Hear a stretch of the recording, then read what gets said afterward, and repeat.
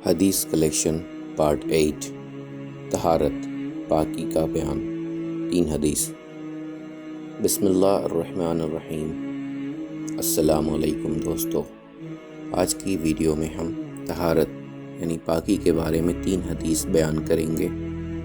حدیث نمبر 1، حضرت ثوبان رضی اللہ عنہ سے روایت ہے کہ رسول کریم صلی اللہ علیہ وآلہ وسلم نے فرمایا، استقامت، مضبوطی اور جماؤ اختیار کرو اور تم ہرگز اس یعنی اللہ تعالیٰ کا حق ادا نہیں کر سکو گے، اور سمجھ لو کہ تمام اعمال میں سے بہتر عمل نماز ہے، اور اچھے وضو کی پابندی صرف مومن ہی کر سکتا ہے۔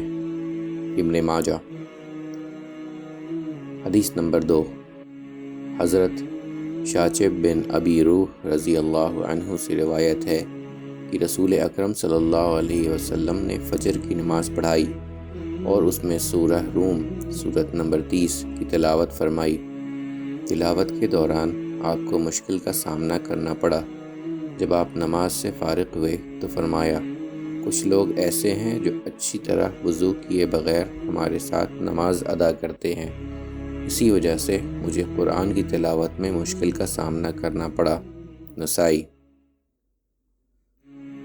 حدیث نمبر 3، حضرت عبداللہ سنابحی رضی اللہ عنہ سے روایت ہے کہ رسول کریم صلی اللہ علیہ وسلم نے فرمایا، جب مومن وضو کرتا ہے اور منہ میں پانی ڈالتا ہے تو اس کے منہ سے گناہ نکل جاتے ہیں،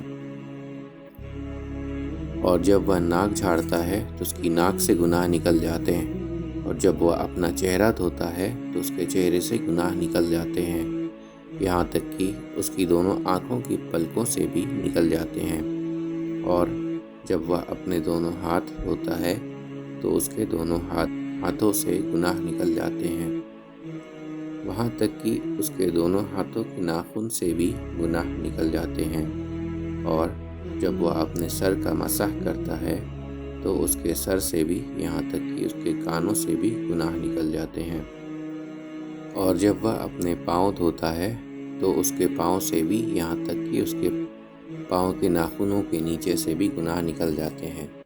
اس کے بعد مسجد کی طرف جانے اور نماز ادا کرنے کا ثواب اس کے لیے اضافی اس کے علاوہ ہوتا ہے۔ وقت امام مالک، نسائی۔ امید کرتا ہوں دوستو کہ آپ کو آج کی ویڈیو اچھی لگی ہوگی۔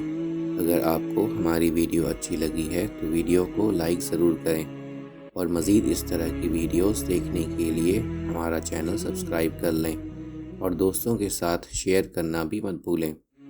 اللہ آپ سب کا حامی و ناصر ہو۔ انشاءاللہ ملتے ہیں اگلے ویڈیو میں۔ اجازت دیجیے۔ السلام علیکم۔ اللہ حافظ۔